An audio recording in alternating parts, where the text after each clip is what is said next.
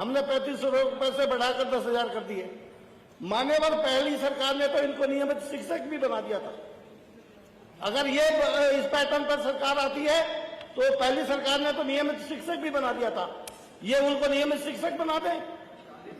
सबसे ज्यादा काम लिया जाता है उनका, बीएलओ का काम वो लिया जाता है, पटवारी का काम उनसे लिया जाता है, और वो नौनियालों को पढ़ाते हैं सुधार में, जो 1 लाख रुपए शिक्षक लेता है उसकी बराबर काम करते हैं स्कूल के अंदर वो।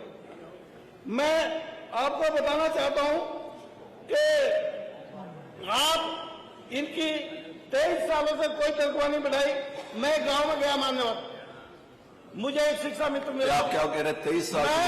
हाँ, 23 वर्षों से। अभी आपने जवाब में लिखा है 2017 में बढ़ाए, तो आज 25 से 17 को माइनस करूं तो कितने साल होते हैं? हमारी पीडीए की मीटिंग चल रही थी, मैं एक गांव में गया, उसमें एक शिक्षा मित्र आके मुझसे रोने लगा, बोले साहब मेरे साथ तो बड़ा अन्याय हो गया। मैं क्यों, क्या हुआ? कहने लगे मैं हर साल अपनी पत्नी को भरोसा देता था कि अब का बढ़ा देगी सरकार, अब का बढ़ा देगी, लिया जाओ, उसकी पत्नी उसे छोड़कर चली गई, सरकार ने 1 रुपया। मैं प्रमुख सचिव ने 23 नवंबर को, विरोधी सरकार 14 नवंबर 23 को प्रमुख सचिव की अध्यक्षता में एक कमेटी बनाई गई थी। उसने कहा था उस कमेटी को केवल निराकरण करेंगे, आपका पैसा बढ़ाने पे विचार करेंगे। 23 से आज तक ना तो उस कमेटी की मीटिंग हुई, ना एक पैसा बढ़ाया गया। मैं माननीय मंत्री जी जो है स्वर्गीय कल्याण सिंह जी के सुपुत्र हैं, आज कल्याण सिंह जी की आत्मा अगर ये पैसा बढ़ा दें तो इनको भी आशीर्वाद देगी। भैया मैं भी शिक्षक था, कल्याण सिंह शिक्षक थे, तो उनकी आत्मा भी आपको आशीर्वाद देगी कि मेरे बेटे ने नहीं बढ़ाया, मेरे पोते ने बढ़ा दिया। मैं मान्यवर अभी मर्जर की बात कर रहे थे, मर्जर करेंगे, ये मर्जर करेंगे तो आपका जनता इनका मर्जर कर देगी। मैं पूछना चाहता हूँ, हाँ पूछिए, कि सरकार बढ़ाएगी पैसा या नहीं बढ़ाएगी इनका? बस तो पत्नी वाला छोड़ के बाकी सारा जवाब दे दीजिए। पत्नी मिलेगी ना मिलेगी? चलिए, वो तो बता दिया कि नहीं बढ़ाएंगे, आपका उत्तर आ गया। अगला प्रश्न लेते हैं, श्री राकेश कुमार वर्मा जी। सिपाहियों के स्थानांतरण और उन्हें मिलने वाले वेतन भत्तों से संबंधित इस प्रश्न पर आपने प्रश्न करने का अवसर दिया, आपको आभार।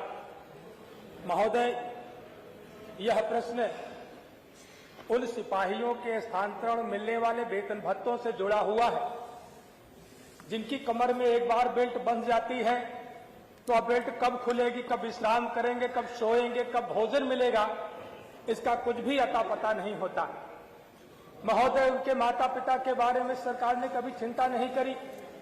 बहुत बार हम सब लोगों के साथ भी आपकी अनुज्ञा से आरक्षी मिले हुए हैं और उनके बूढ़े माँ बाप जिन्होंने पढ़ा लिखा करके उनको सिपाही बनाने में अपना योगदान दिया, अपनी खुशियों की भी तिलांजलि दी, उन्होंने सोचा था कि नौकरी करने के बाद मेरा बेटा बुढ़ापे की लाठी बनेगा। लेकिन आज के हालात ये हैं कि बूढ़े माँ बाप जो गंभीर बीमारी से ग्रसित हैं, सरकार ने उनके बेटों का स्थानांतरण सहारनपुर का सिपाही बलिया में पोस्ट है, इस तरीके से 600-700 किलोमीटर के दूर ऐसा लगता है कि नौकरी नहीं हो तड़ीपार कर दिए गए हैं। माननीय, इसलिए मैंने यह प्रश्न लगाया। 2019 माननीय मुख्यमंत्री जी बैठे हैं, आपके संज्ञान में देना चाहता हूं कि 2019 बैच के सिपाही 500 किलोमीटर से कम उनकी पोस्टिंग नहीं है, दूर दूर पड़े हुए हैं, लिहाजा उनके परिवार को प्रताड़ना मिलती है। महोदय, इसलिए मैंने ये प्रश्न बनाया कि जो हमारा शासनादेश है स्थानांतरण का कि सीमावर्ती जनपद के बाद उनकी पोस्टिंग करा दी जाए। 2020 का 2021-22 के सिपाहियों की पोस्टिंग तो आसपास हो गई, लेकिन 2019 के सिपाही 500 से 600 किलोमीटर दूर पड़े हुए हैं। मान्यवर, इससे जो उनके परिवार का जो इमोशनल लॉस होता है, जो उस सिपाही का इमोशनल लॉस होता है, इसकी भरपाई कभी भी किसी भी दशा में नहीं की जा सकती। लिहाजा परिणाम देखिए, अभी हमने समाचार पत्र पढ़ा था कि कानपुर में कई सौ सिपाही लापता है। अनेकों जनपदों में इस तरह की सूचनाएं आती हैं कि सिपाही लापता है। मान्यवर, इनकी सैलरी के बारे में भी आसपास के जो स्टेट हैं, चाहे हरियाणा हो, पंजाब हो, दिल्ली हो, महाराष्ट्र हो, स्थानांतरण नीति के बारे में पूछे ना, मनोहर वेतन भत्ते पर जी जी तनख्वाह कहाँ लिखी है? इनका प्रारंभिक पूछा जो उत्तर प्रदेश के सिपाही हैं, इनका प्रारंभिक वेतन 21,700 है और हरियाणा, पंजाब, महाराष्ट्र, दिल्ली के सिपाहियों का प्रारंभिक वेतन 35,000 से 50,000 है। मानो इनको मिलने वाले भत्तों में सरकार ने कभी ध्यान नहीं दिया।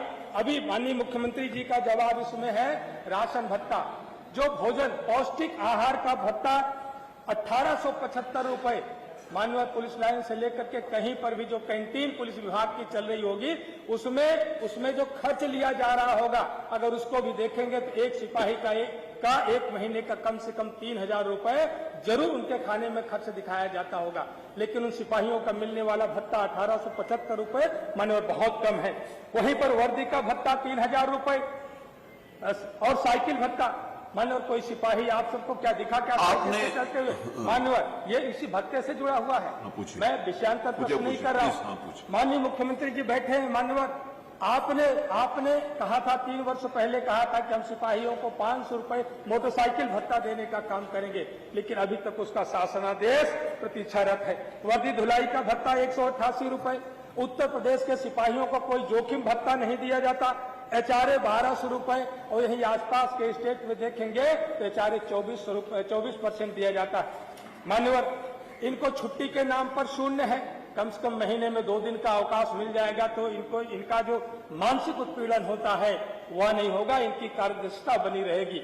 मान्यवर, इसीलिए मैंने और खासतौर से एक महिला सिपाहियों की जो समस्या बैरकों में है, इनको आवासीय सुविधाएं नहीं है, इनका परिवार कैसे चलेगा, बच्चे कैसे होंगे, उनको तरह तरह की असुविधाओं का सामना करना पड़ता है। तो उनको कम से कम आवासीय सुविधाएं बढ़ा दी जाए। माननीय, मैं अनुपूरक प्रश्न से पढ़ जा रहा हूँ। माननीय मुख्यमंत्री जी बैठे हैं, सिपाहियों पर कृपा हो जाएगी। माननीय, मेरी सरकार से यह मांग है कि जो सैलरी उत्तर प्रदेश के सिपाहियों का प्राथमिक वेतन 21,700 है, अन्य स्टेट की अपेक्षा बहुत कम है, इसको बढ़ा करके 4200 पे ग्रेड पर कर दिया जाए।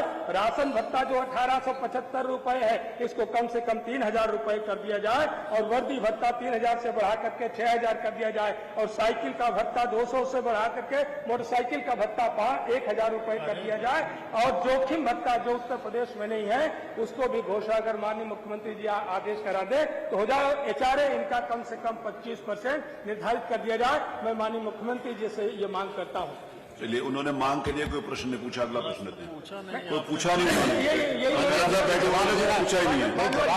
जरूरी है, जवाब दीजिए। माननीय मंत्री जवाब देना चाहे तो दीजिए। इन लोगों ने मान्यवर बैठिए जवाब, माननीय मंत्री जवाब देना चाहते हैं। कई संस्थाओं को तो बर्बाद किया मान्यवर, कई संस्थाओं को बर्बाद किया। आज आप तो जिस क्षेत्र से आते हैं मान्यवर, कानपुर, कभी को मैनचेस्टर कहलाया जाता था मान्यवर। चाहे जो मजबूरी हो और हमारी मांगे पूरी हो, इसी बात के लिए बर्बाद किया मान्यवर इन्होंने, इसी आधार पर। अब जो फोर्स को भी बर्बाद कर दे तुले, बर्बाद कर दे तुले।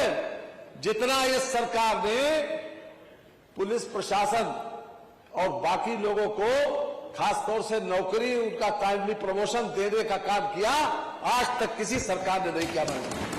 और जितनी सुविधाएं पुलिस सिपाहियों के लिए, हेड कांस्टेबलों के लिए, आप 2,19,000 से ज्यादा तो नियुक्तियां दी है मानवर। 2,19,000 से ज्यादा नियुक्ति और उसमें बाकायदा 20% महिलाओं का रिजर्वेशन दिया। उसके साथ साथ उनको टाइमली प्रमोशन देते हैं मानवर और उनको आवास की सुविधा दे रहे, बराबर हर पुलिस लाइन में बैरक बनवा रहे हैं मानवर। और ये केवल इसी बात के ऊपर, पता नहीं किसने इनको राय दे दी।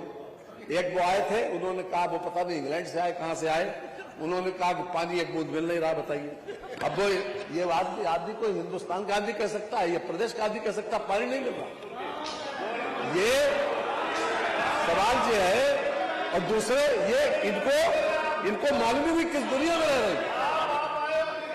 जो पुलिस जो सर्विस कंडीशंस हैं उसमें सुधार, वो लोग टाइमली प्रमोशन चाहते हैं, टाइमली उनको प्रमोशन मिला। उनको रहने के लिए अभी तक बैरकें नहीं थी, वो बैरकें बनवाई गई और हर तरह से उनको रोजगार से लेकर और उनको सुविधा युक्त वातावरण में बढ़ दिया गया। और इनको जो है ये पता नहीं किसने इनको न सलाह दे दी कि तुम ये ले आओ जाओ।